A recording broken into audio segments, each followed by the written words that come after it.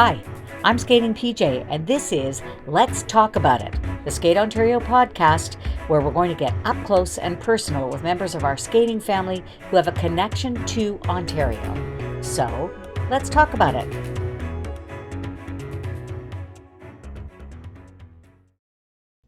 Hi, everybody. At Skating PJ here again with another episode of Let's Talk About It.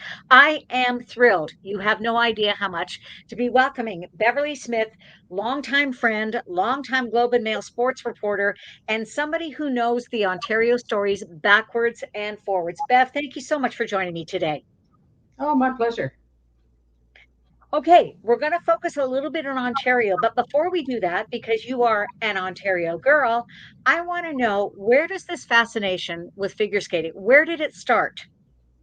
You know what? I had a cousin from Manitoba who was my pen pal, and she skated pairs. And I watched her skate novice pairs at the 1972 Canadian Championships in London. I was only there for one day. She was in novice pairs, and her partner dropped her, and they finished last in Oh, novice pairs, and then we never saw her again. But, it's because of her. That's where I started. And of course, just y- by osmosis, you know who Taller Cranston and Karen Magnuson are. And you add them all yes, up, and yes. there. And I can always make Ontario connections to everything, like the summer I summer skated and Kara Magnuson was there. And I finally got to meet her backstage at the 2010 Olympics. It was like a dream come true because she was my idol growing up. So, what about you? Skating idols? Who were they? Aside from your cousin who got dropped. And when you said you never saw her again, you mean you never saw her again as a cousin Never saw her or as a skate again. skater? Never saw her skate again. I did see her after that. She lives in Manitoba, so it's a little harder. But if I ever went through Winnipeg, I'd stop and say, hey. Um, but yeah, of course, Taller has been was in my life from the beginning, and we did become good friends, and he invited me to all his parties. But a person I really, really have always liked and respected all these years, it's partly because we go back such a long way, as Brian Orser, because Yeah. my first Canadian championship was in 1981 in Halifax, and that's when he upset Brian Pokar and won his first senior title, and he won eight of them, and I saw all eight of them. So we go back a long way, and I remember him when he was a skinny little guy who needed glasses. And of course, he didn't skate with glasses, so he would not see the rink boards. And then he got contact. Oh, Yeah, he couldn't see the rink. no kidding. They were a blur. So let's go back even further because I know that you've got stories that you've written along the years about different people, but certainly relationships. I want to talk about Barbara Ann Scott. You know, Yes. Canada's sweetheart, had her own doll. My friend and yours, Barb Strain, maintained that young girls who were born in the late 40s, many of them were named Barbara in Canada as a result of Barbara Ann Scott. You But know, she was a delight and unexpected. Any Barbara Ann Scott stories? the funniest thing is that my name is Beverly. People that I've known for years will look straight at me and call me Barbara. And it happens so often that I answer to it. But yes, and of course, Barb Strain is probably one of those people who's named after Barbara Ann Scott. And I knew her pretty well for a very long time. And she actually invited me to go down to her place in Florida. And I never really ended up doing it, but she invited me in, and she was quite a girl. She was, behind the scenes, she was quite a girl. You know? You know, she was exactly, you know what I mean, and had a great sense of humor. And with those twinkly sort of eyes, you thought that you were going to be dealing with somebody sort of very sweet and sedate. And she was a rascal. Yes, yes, she was. I still remember she would come to Canadian Championships, and she'd be sitting up in the audience, and all of a sudden people would become aware of who she was, and it was like a rock star. Even Yep. years and years, decades after she did what she did, she was a rock star, and she always dressed You know, the most beautiful. oh, I'm so elegant all the time. Do you remember Canadians 1998? We were in Hamilton, 50th anniversary of her Olympic gold medal win, the only one for women so far for Canada. I say so far because hope springs eternal. But they were driving her around in some sort of old car on the ice, and the car got stuck. And there she was, she'd been doing a lot of the glad waving and stuff from the car. And she just smiled there. I mean, she just was extraordinary. We miss her. We miss all the Barbara Ann types of the world, that's for sure. What do you think about skating then? What was it that sort of attracted spectators versus what it is today? You know what? I think there was a real sense of community in the skating world back then. You know, there was an attachment. There was people had Yeah. attachments to the sport that didn't die, and they knew everybody and they knew everything, and they were all in it together. And I think that reflected in the crowds. You treat them like family, and they'll be there. And I think it's quite different now. I just think it's quite different now. It's much more. Well, I think that social media has a lot to do with it. There are people who are, as I had a friend who used to say, those who know the least know it the loudest. Yeah. And that I think is sometimes what happens in terms of skating and in terms of, I also think that in today's world, things are a lot more intrusive. I don't believe that we have a right to know what's going on in skaters' private lives. I think that private life is private life. If you want me to find out if they've landed their triple axel or if they're working on a quad or whatever it is, I'm happy to do that. But who they're dating in their private life, what they're doing, as far as hobbies, school, whatever, unless I have permission to talk to them about it, I don't believe that it's really my place. As a journalist, where do you sit on all that? Um, I certainly use social media, Of um, course, me too. but it's a crazy animal because I made some kind of statement about Taylor Swift after the Grammys, and it went viral. And I just sort of threw it out there, and it went viral. And everybody, of course, was misunderstanding what I said. It was not what I Yeah. said, but it ran to more than 2 million views. I had just Good grief. because I made a comment on Taylor Swift. So Those it's Swifties. that was 50. Yeah. So it's just a crazy animal that has got a life of its own, and you have to be careful what you say on it because it lasts out there forever. I've had people bring up and comment on a post I've made a couple of years ago. I'm thinking, where do they even find that? Where do they even Yeah. find that? Yeah. They must be closely examining everything I've ever said from the beginning of time or something. But it's quite a strange animal, and so I'm careful what I post on there. Do you find that there are certain stories that have just captured your imagination over time? Oh, absolutely, absolutely. Certainly. Tell me some Ontario examples. Ah, where do I begin? Where do I begin? Um, I don't know. I don't know where to begin because there have just been so many of them. Um, there's Okay, nobody. There's shall I throw nobody out like. some names? Yeah, yeah. Okay. What about some of our outstanding jumpers? So you mentioned Brian Orser, there was Don Jackson, there was Vern Taylor, and then we've got some creative legends, Jeff Buttle, Patrick Chan, all kinds of. Let's talk about the men. Let's go by discipline. So some great men in figure skating that have come from Ontario. Anything jump out at you? Patrick Chan. I met him when he was 8 years old, and I was particularly friendly with Osborne Colson, his coach. Osborne would Yep. call me on New Year's Eve and wish me Happy New Year, and I'd be in bed, and he'd still be up, and he was ancient. And I was at an event in Mississauga, the Hershey Center, and it was called that then. And he says, I have this boy. And this little guy came over and he could barely see over the boards, and that was Patrick Chan. So I've known Patrick Chan since he was a very little boy, and to watch him grow up and do what he did under the guidance of Osborne was pretty amazing. And of course, he's doing the Stars on Ice tour, and he's going to step aside for a while. Exactly. What about Jeff Buttle? Jeff Buttle, I saw him when he was quite young too, and I noticed him. And so he was a wonderful skater. He had arguments with the quad jumps, but he was absolutely beautiful, accomplished, wonderful skater. And I know that I was there when he won the bronze medal at the Olympics in Turin. I was there. You've got so many stories of when you were there. That's for sure. Yeah. So with people like Jeff Buttle, though, I mean, Jeff Buttle from originally from Northern Ontario, just trying to sort of make it in the world.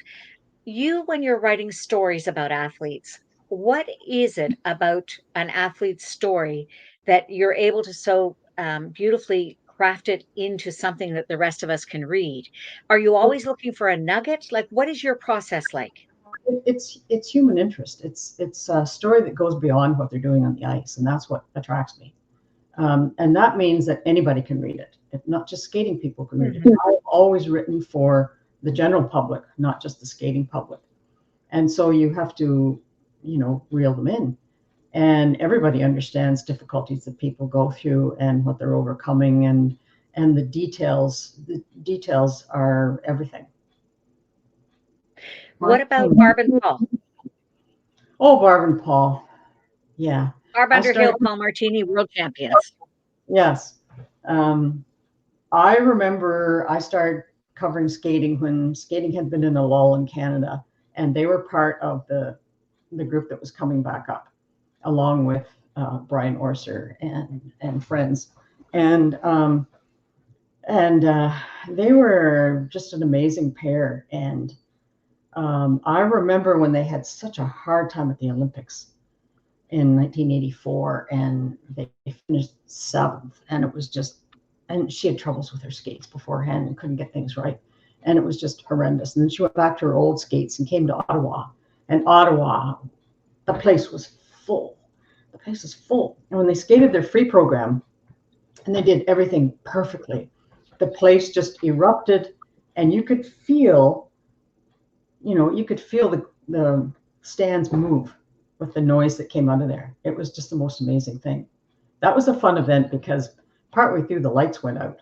We were watching the I ice heard skate about that. with Torval and Dean, and we're sitting there and the lights went out, so they had to wait to get the lights back on before Torval and Dean could come on. But that was an amazing Canadian championship. That was really fun. And Barbara and Paul were part of that. And when they went on to become pro skaters, they were fabulous pro skaters. They figured it out. They figured it out right away what brings people inside. And they were just the kind of people to be able to do that. And Barbara herself is very special. I remember at the Olympics in Salt Lake City, and everything was going crazy over the judging scandal. And I was supposed to go off to a rink, a practice rink, way up in the hills to find warning crafts. And I knew I wouldn't find them, but they sent me up there. And Barbara was there too, and she was working for CBC. We sat there and started talking, and we both started weeping with the pressure that we were under. And she gave me a little trinket. It was like an angel to put in your pocket. It was an angel in your pocket. And she gave me that there. So she's special. Do you know what? The relationships really are special. So, you're sitting in the stands, you're watching an event unroll, 2002 Olympics. There's a there's an interesting event to be sure. But the 1984 World Figure Skating Championships, it's Ottawa. You're there to cover a story. You're not there as a spectator, but you're certainly watching what's going on.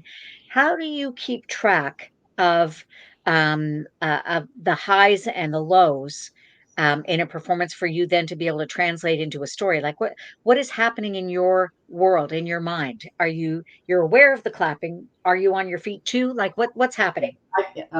Journalists are not supposed to be cheerleaders, so we cannot get up and clap. We sit down Right. and not clap, and we're supposed to be, very objective. So when they skate, I'm writing down what they do, and I write my own little details down, and it gives me a framework to go back and think, oh yeah, they did that. Because when you're going through it and you're seeing so many, it all becomes like a blur. So I write down what they do and figure out, but you also have to have your sort of eye on them, not just what they do, but how they do it. So you have one eye going one way and the other eye going the other way. And so I go a lot by feeling what I see out there, not just what they do.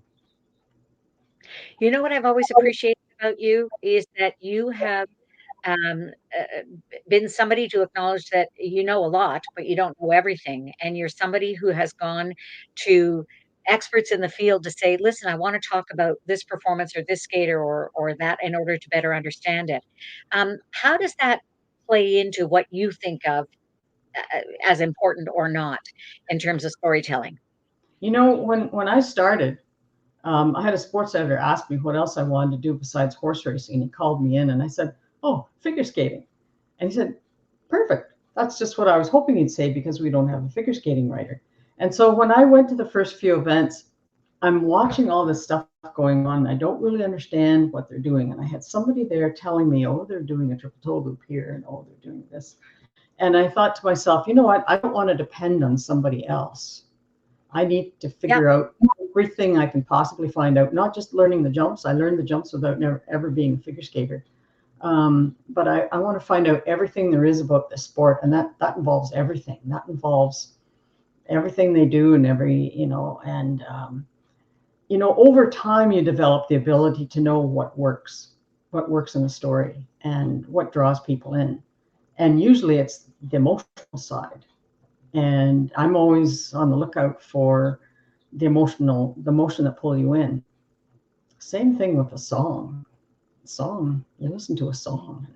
I pay a lot of attention to the music that skaters are skating to because I have a particular interest in music. I've always been a huge music fan. So I always pay particular attention to what they're skating to. And when I'm doing a story, I always do a lot more research than what you see from a conference call or something. I go back and I do research. Okay, what are they skating to, and what is that, and where did it come from, and who sung it, and why, and how does that tie into what they're doing, and it makes a huge difference when I bring the music into it. I know you are a huge music fan. Are there any programs musically that have stood out to you? Oh, there are millions of them. There are millions. Okay, Anything that Virtue and Moyer did, and how they did me it. too. I go back and I watch them, and I haven't watched them for a while, and I think, oh my God, they were so good. Same thing Yep, happened the best. when Same thing happens when I watched Yuzuru Hanyu. When I was going through that, of course he was tops and he had a big reputation and he was this and he was that. And then you don't see him for a few years. And then I started just this year started watching his programs again. And there was one short program he did that was choreographed by Shailene Bourne, and that was always my favorite program. And I looked at it again. I thought, oh my God, that's good.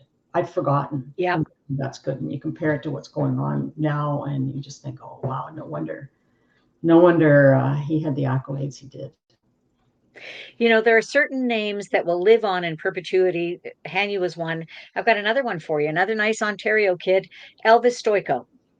Oh, Certainly did a lot to put the sport on the map. Tell me about your sort of impressions and any kind of stories that really brought his magic home to you.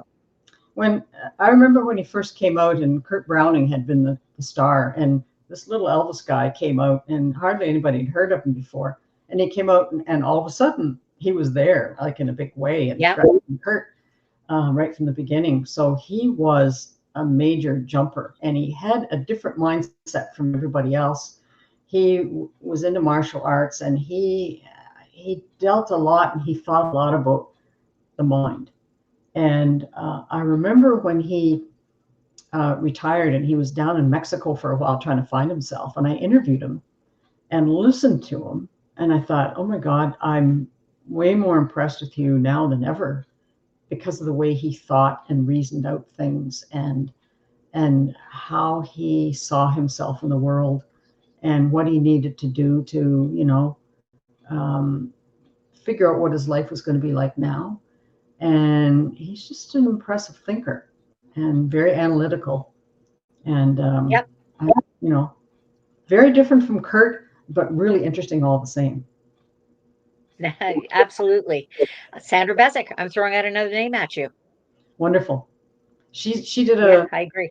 she choreographed a program for an American skater, Lindsay Thorngren, at U.S. Nationals, and I hadn't seen Sandra's work in a long time, and I didn't know she'd done it at first, but it was stunning. And then I saw that it was Sandra's, and I thought, wow, we missed her because that's magic.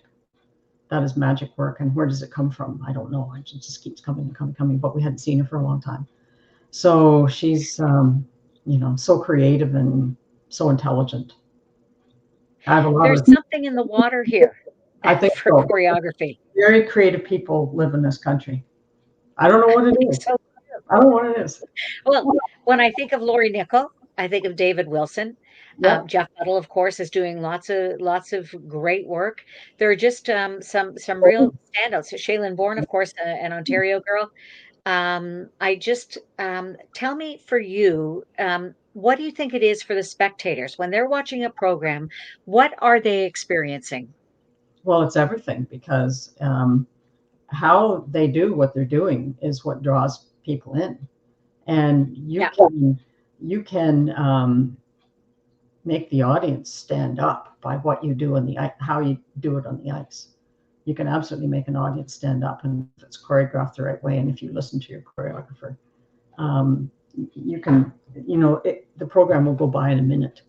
It'll seem like a minute because you're so wrapped up in what they're doing, and it's interesting every step. That's what Virtue and Moyer did. Like it just, you know. Do you have a favorite program of theirs? Um, Off the top of my head, I can't think of one because they were all so good. They were all. I can. Carmen. Oh, Carmen, yeah, that was good. Oh, And you, please. you, you think, oh, here we go, Carmen again, but oh no, they made Carmen their own. They completely made Carmen their own. What I loved about them, and I've said it before, and I was talking to Caroline about this very thing. What I love about them is that there are probably, even without me looking at YouTube, there are probably six, seven, eight programs I can name right now, and I can recall in my brain. They are all so different, and the personality and the character is something that's super important to me. And that's in a way what Patrick Chan was able to do as well. I mean, classic, beautiful line, all those kinds of things were definitely in play, but to be able to express music in a way. Moving forward to sort of more modern people, Piper and Paul, Piper Gillis, Paul Poirier. That's exactly what I was going to say because if you're talking about creative people in Ontario, Carol Lane and Eurus Yes, exactly. together Yep. do these amazing programs that are like concept pieces. They're not just Yep.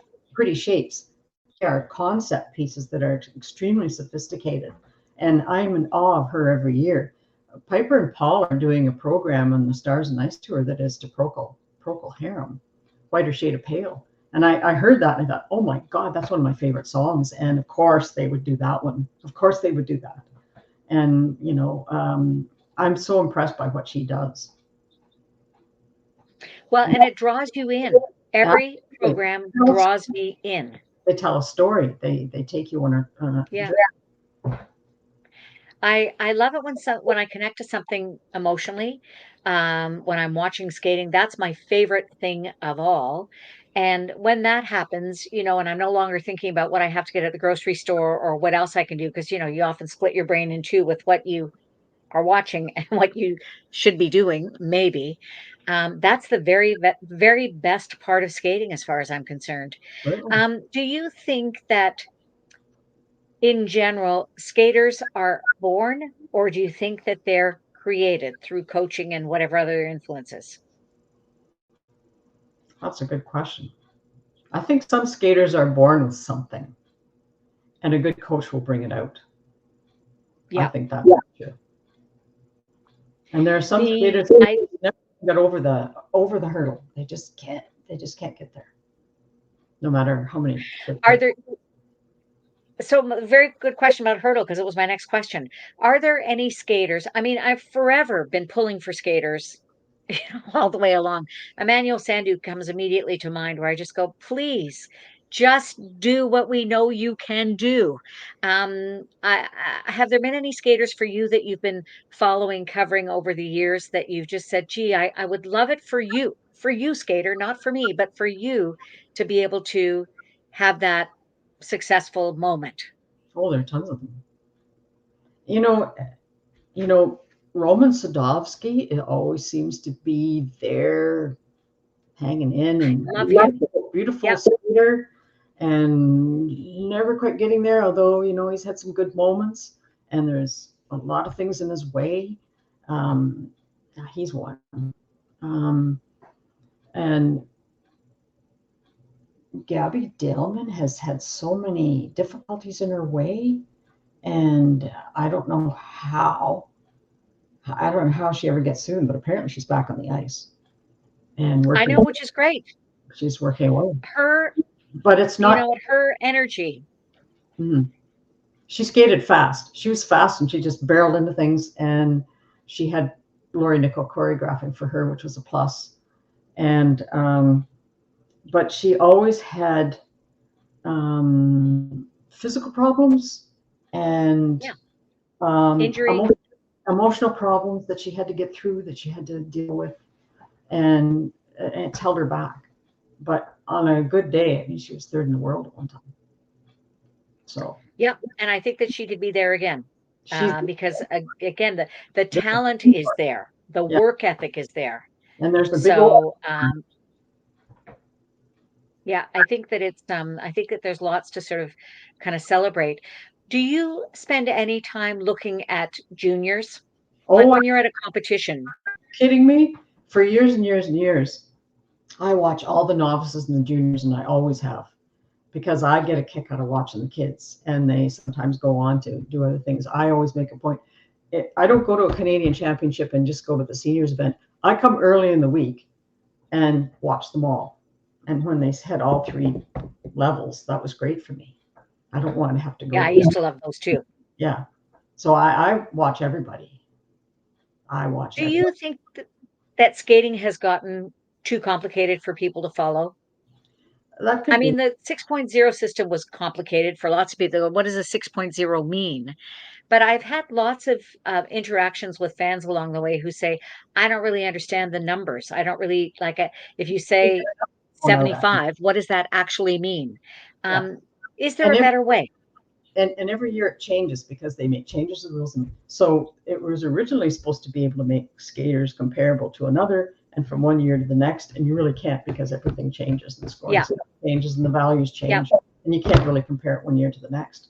I don't know if there's a better way, um, but it is so incredibly complicated, and it sounds like there are going to be a lot of changes this year too. So God knows what that'll be like. I'm sort of nervous about that. And you got to explain it all again, and you can't explain it simply. If you're writing a story, you can't explain it simply, and Yes, there's a and lot of you detail. lose your reader when you start explaining things, and instead of just um, I think they need to bring some of the artistry back because after a while, skaters can look the same. They're doing all the same thing, trying to get points, rather than have their movement go with the music that they're skating to. They're going for the points, and they have to go for the points because that's the way the system Of works. course, They have no choice it's but to go for the competition. points. Let's throw in some more quads, and well, quads aren't worth as much as what they used to be, but yeah, You know what's and so interesting about all of this, though? I didn't mean to interrupt, but I, with all of the changes that are happening, and I have to say, I give ISU credit for trying to find the way forward because it's a lot of experimentation. Will this work? Will this work? Will this work? But I have to say, through all of the changes, through all the ages, for the most part, now listen to me when I say that, people, for the most part, the right people end up first, second, and third, for the most part, regardless of the system that is used in order to evaluate them. So, as you know, I often, as I'm looking at skating, as I'm watching, well, I go, well, I have no idea what the number will be because numbers are not my thing. But I do know that this person should be head and shoulders above the next person in whatever way. So I'm glad to see that um, it's for the most part, it doesn't seem to matter the system. Ice dance is a little bit more tricky. Synchronized skating is more tricky as well because it's in the same sort of vein as ice dance. It's a little bit more nuanced. So, what about synchronized skating? I'm a huge fan, as you know. Do you spend any time watching synchro, or have you watched synchro over the course of time? Ontario's I, been a huge leader. I have, but it's very difficult to write about a whole team in one story. It's very Yes. difficult to write about a whole team, and when they put it with the Canadian championships as a whole, there's just not enough time to develop anything. There's just not enough time. So Right. I tend to leave it out. I leave it out because I can't go everywhere. I can't be everything. I can't watch everything. And it's Do just you too see much. the value of a team sport in skating? Absolutely. Absolutely. Absolutely. Are you a team sport person or a solo person from when you were a kid? Doesn't matter to me. I have no preference. I'm I've covered I'm a everything. solo sport person. You know something? I have covered everything in my life. I have covered Olympic sports of all kinds, summer and winter, and it doesn't matter to me. It doesn't matter to me at all. I've covered rowing teams. I've covered the men's eight, the women's eight, and you get to know all the people on the team, and then it makes everything mean more when you watch it. So I tried to tell people about that, or I did. Um, yeah, and there are team Do you events and know shows. what? One last memory before we go. One last memory.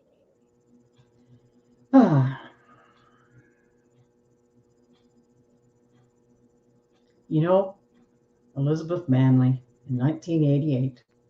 She Speaking had of Ontario, she had very few good skates until she went to Calgary, and she was really sick before she went. And there was a press conference for Katarina Witt, and every male sports editor and male sports writer wanted to go to that, whether they were writing about it or not, and the place was full. When Liz Manley came in and they had a little scrum for her, there were three of us in the scrum. There was me, the guy from the Toronto Star, and a reporter from the Calgary paper. And all of a sudden, Peter Dunfield started talking about Katarina Witt's costume. And he says, "We're here to skate in a dress and not a G-string." And when he well, said that, I listened, whoa. And I thought, there's my story. So I wrote it all about that. And the other reporter, and I forget which one did which, mentioned it at the bottom of the story. And the other reporter didn't mention it at all. So this became the story of the games. And that quote has been quoted a million times since, that quote from my story. I never get attributed. It's never attributed to me. But it's been quoted for years and years and years and years and years. And there are a few other comments that I made in the stories that I've seen in a New York Times story that they've swiped from my story to talk about Peter Dunfield talking about what Katarina Witt did in the ice, and it wasn't very strong skating. And of course, Liz could do everything, and that was kind of fun. That was my first real. I broke stories at every Olympics I was at, and that was the first one. That went crazy. That went crazy. that is an amazing memory. And you know what, Liz Manley, you were the beacon and still are for women's figure skating in Canada. People are just we want to have more Liz Manley and all of the other Olympians that we've had who've come from Ontario. Do you know what, Bev Smith? Thank you so much for talking to me today. This has been just wonderful. What a trip down memory lane. Thank you very much. You're welcome. That's fun.